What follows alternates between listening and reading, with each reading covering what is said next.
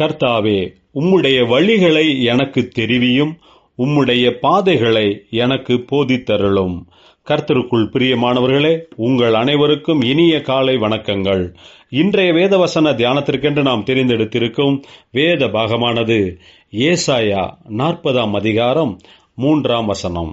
கர்த்தருக்கு வழியை ஆயத்தப்படுத்துங்கள், அவாந்தர வெளியிலே நம்முடைய தேவனுக்கு பாதைகளை செவ்வை பண்ணுங்கள் என்பதே.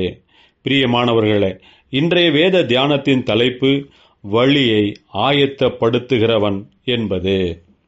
இரட்சகரான மேசியாவின் வருகைக்காக வழியை ஆயத்தப்படுத்துவதும் கூட தீர்க்க தரிசனமாக சொல்லப்பட்டு அது நிறைவேறி இருக்கிறது.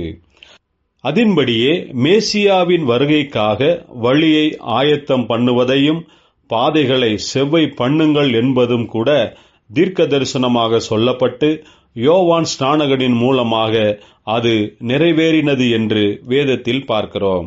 யோவான் ஸ்நானகனிடம் ஜனங்கள் வந்து, நீர் மேசியாவா என்று கேட்டபோது, அவன், வரப்போகிறவர் நான் அல்ல, என்னை காட்டிலும் அவர் பெரியவர், உன்னதமானவர், அவரே தேவனுடைய ஆட்டுக்குட்டியானவர், அவரே மேசியாவான இரட்சகர், நான் குறையவும் அவர் பெருகவும் வேண்டுமென்று சொல்லுகிறான். வழியை செவ்வைப்படுத்துகிறதில் தம்மைத்தாமே முழுமையாக ஒப்பு கொடுத்தான். என்னிலும் வல்லவரான ஒருவர் வருகிறார், அவருடைய பாத ரட்சைகளின் வாரை அவிழ்க்கிறதற்கும் நான் பாத்திரன் அல்ல என்கிறான்.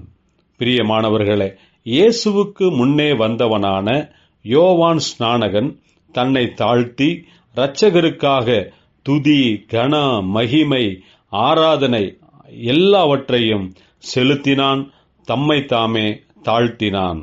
தனக்கு கொடுக்கப்பட்ட ஊழியத்தை பரிபூரணமாக செய்து முடித்தான். யோவான் ஸ்நானகனின் தலையும் கூட துண்டிக்கப்பட்டது. அவன் செய்த ஊழியமே வரப்போகிறவருக்காக வழியையும் பாதைகளையும் ஆயத்தப்படுத்தி செவ்வை பண்ணுவதுதான். தம்மை தாழ்த்தினான், தேவனுடைய சித்தத்திற்கு தன்னை ஒப்பு கொடுத்தான். ஜெபிப்போம். ஜீவனுள்ள தேவனே, நாங்கள் உம்முடைய நற்செய்தியை, நீர் வரப்போகிறீர் என்கிற சுவிசேஷத்தை அறிவிக்க எங்களுக்கு பலனையும் கிருபையையும் தாரும். எங்களை ஆசீர்வதியும். இயேசு கிறிஸ்துவின் நாமத்தில் ஜெபிக்கிறோம் நல்ல பிதாவே. ஆமேன்.